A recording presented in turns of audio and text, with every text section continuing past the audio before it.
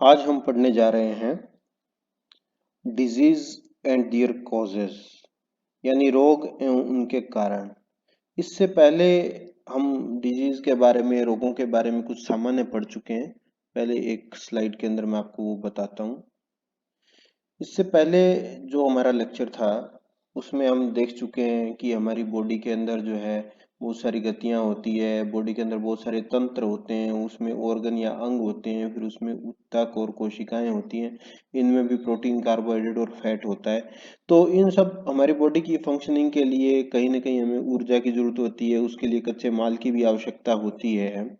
और इन सभी सिस्टम के अंदर अगर कहीं भी कोई दिक्कत उत्पन्न होती है तो उसे हम क्या कहते हैं, रोग की श्रेणी में लेते हैं। हमने रोग की एक परिभाषा भी दी थी कि रोग एक ऐसी अवस्था है जो जिसमें कहीं ना कहीं कोई दिक्कत बॉडी के अंदर होती है। और दूसरा, आप ध्यान रखें, रोग मुक्त होना और स्वस्थ होना, इनके अंदर भी हमने अंतर किया था। जो स्वास्थ्य है वो एक दशा है, वो एक स्थिति है जिसके अंदर व्यक्ति अपने आप को अच्छा महसूस करता है और कोई भी मतलब कार्य करने के लिए वो सक्षम होता है। जबकि रोग मुक्त होना अलग चीज है। ये पीछे वाले लेक्चर के अंदर काफी हमने डिटेल से दी थी ये चीजें। चलिए अब हम बात करते हैं रोग क्या है। वही बात हमने देखा, बहुत सारे तंत्र होते हैं हमारी बॉडी के अंदर।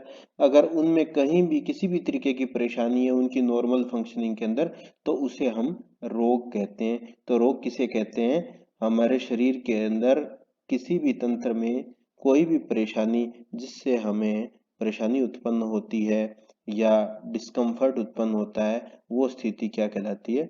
रोग। रोगों में एक बात ध्यान देने योग्य ये भी है कि जब भी कोई रोग होता है तो उसके कुछ न कुछ सिम्टम्स होते हैं। सिम्टम्स यानी आप कह सकते हो लक्षण। उनके कुछ न कुछ लक्षण होते हैं जो डॉक्टर हमें देखता है। उन लक्षणों के आधार पर वह इस निष्कर्ष पर पहुंचता है कि कौन सा रोग उसे है और किस प्रकार की दवाई इसे दी जानी है। तो लक्षण जरूर होते हैं उस रोग के। उन लक्षणों के आधार पर ही उस रोग की पहचान होती है। तो आप ये भी कह सकते हैं कि डिजीज किस प्रकार से दिखती है। डिजीज क्या है? लक्षणों के रूप में दिखेगी। रोग जो है लक्षणों के रूप में दिखेगा। आप ये भी कह सकते हैं कि लक्षणों का ऐसा समूह जो किसी विशेष परेशानी को प्रदर्शित करता हो वह रोग की श्रेणी में आता है, कहलाती है। अब हम बात करते हैं, रोग दो प्रकार के होते हैं, तीव्र रोग एवं दीर्घ रोग, एक्यूट एंड क्रोनिक डिजीज। ये बड़े सरल हैं, इनको आपको थोड़ा सा याद रखना होगा। अब देखिए, तीव्र जो तीव्रता से आते हैं और तीव्रता से ही चले जाते हैं। जैसे सर्दी जुकाम जो होता है वो 3-4 दिन के अंदर ठीक हो जाता है, तो वो कम अवधि के रोग हैं, वो क्या कहलाते हैं? तीव्र रोग कहलाते हैं। दूसरे हम बात करते हैं दीर्घ रोग, जो बहुत लंबी अवधि तक बने रहते हैं शरीर के अंदर। जैसे उच्च रक्तचाप है या कैंसर है, ये ठीक होने में भी बहुत अधिक समय लेते हैं। ऐसे रोग क्या कहलाते हैं? वो दीर्घ रोग कहलाते हैं। ये बात आप ध्यान में रखें, बिल्कुल छोटी सी चीज। तीव्र जो तीव्रता से आए और तीव्रता से चले गए। दीर्घ जो है वो दीर्घ अवधि के लिए रोग रहते हैं, लंबी अवधि के लिए रोग रहते हैं। अब दूसरा हम बात करते हैं दीर्घ रोग एवं खराब स्वास्थ्य। ये कुछ एक अलग है टॉपिक। चलिए पहले तीव्र रोग की बात करते हैं। तीव्र रोग का हमें पता है वो आते हैं शरीर के अंदर और शीघ्र ही ठीक हो जाते हैं, और शरीर पर कोई विशेष प्रतिकूल प्रभाव भी नहीं पड़ता। कोई कमजोरी महसूस नहीं होती शरीर को इतनी खास, और ना ही किसी कार्य करने की क्षमता में कोई कमी आती है। वजन आदि भी कम नहीं होते। तो ऐसे रोग जो तीव्र रोग हैं उनसे स्वास्थ्य जो है वो शीघ्र ठीक हो जाता है। हम कार्य करने लायक बहुत ही शीघ्र हो जाते हैं। तो ये जो है वो जो तीव्र रोग की विशेषता है। अब दूसरी बात हम करें दीर्घ रोग की, तो दीर्घ रोग में क्या होता है? दीर्घ रोग हमेशा ही देरी से ठीक होते हैं। हम पहले ही बात कर चुके हैं, जो बहुत लंबी अवधि तक बने रहते हैं वो दीर्घ रोग कहलाते हैं। और शरीर पर काफी अधिक प्रतिकूल प्रभाव इनका पड़ता है। तो प्रतिकूल प्रभाव अगर आप देखो तो वजन इत्यादि भी कम हो जाते हैं, और वजन कम होने के कारण या किसी और ऐसी स्थिति उत्पन्न हो जाती है जिसके कारण जो है वो शरीर जो है सही ढंग से कार्य नहीं कर पाता है। तो ऐसी स्थिति के अंदर बहुत अधिक प्रतिकूल प्रभाव शरीर पर रहते हैं, जिससे स्वास्थ्य ठीक होने में काफी समय लेता है। यानी हम उस आदर्श स्थिति में काफी समय बाद पहुंचते हैं जब हम सक्षम ढंग से किसी कार्य को सही ढंग से हम कर पाते हैं। तो ये क्या है, दीर्घ रोग है। तो ये हम मान सकते हैं कि दीर्घ रोग है वो खराब स्वास्थ्य का विशेष कारण है, क्योंकि अगर तीव्र रोग होते हैं तो उससे तो स्वास्थ्य शीघ्र ठीक हो जाता है, लेकिन जो दीर्घ रोग है उनसे स्वास्थ्य के अंदर खराबी काफी लंबे समय तक बनी रहती है और बहुत ही समय लेती है ठीक होने में। इसलिए दीर्घ रोग जो है वो खराब स्वास्थ्य के विशेष कारण है। चलिए अब हम बात करते हैं रोग के कारण। रोग के कारणों को वैसे तो बहुत सारे प्रकारों से बांटा जा सकता है, लेकिन मैंने प्रयास किया है कि एक छोटे से चित्र के अंदर मैं आपको इसको समझा सकूं। रोग आपको पता ही है, ऐसी स्थिति जहां कहीं ना कहीं शरीर के अंदर कोई परेशानी है और हम नॉर्मल फंक्शनिंग नहीं कर पा रहे हैं, वह स्थिति क्या कहलाती है, वो रोग कहलाता है। ठीक है। और ये जो है चार मैंने मुख्य प्रकार बांटे हैं। एक तो संक्रमण, कोई भी सूक्ष्म जीव से संक्रमण हो जाए, ठीक है, तो वो हो सकता है, रोग का कारक हो सकता है। ठीक है।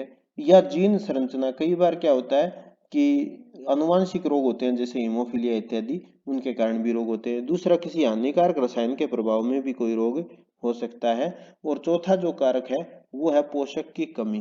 पोषक की कमी की वजह से भी रोग हो सकते हैं, जैसे विटामिन इत्यादि की कमी से आपने देखा होगा मुंह के अंदर छाले हो जाते हैं, वो एक सामान्य रोग है।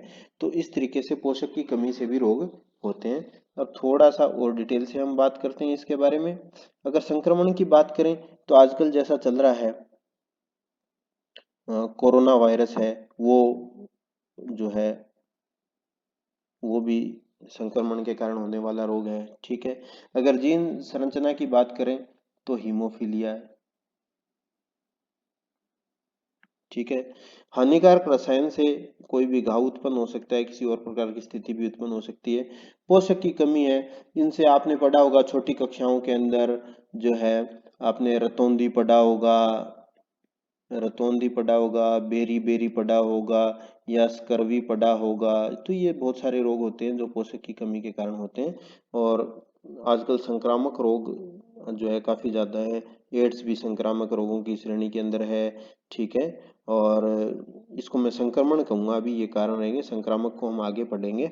एड्स है और मलेरिया है, तो ये सारे के सारे संक्रमण के कारण होने वाले रोग हैं। टाइफाइड है, टीबी है, बहुत सारे रोग हैं ये। आगे इसको और ज़्यादा डिटेल से हम पढ़ेंगे। चलिए अभी हम बात करते हैं जो संक्रामक और असंक्रामक रोग होते हैं, उनके अंदर पहले हम अंतर को समझेंगे। कोई विशेष नहीं है, लेकिन अगर आपको समझ में आ गया तो कभी आपको लाइफ में दिक्कत नहीं रहेगी इसके बारे में।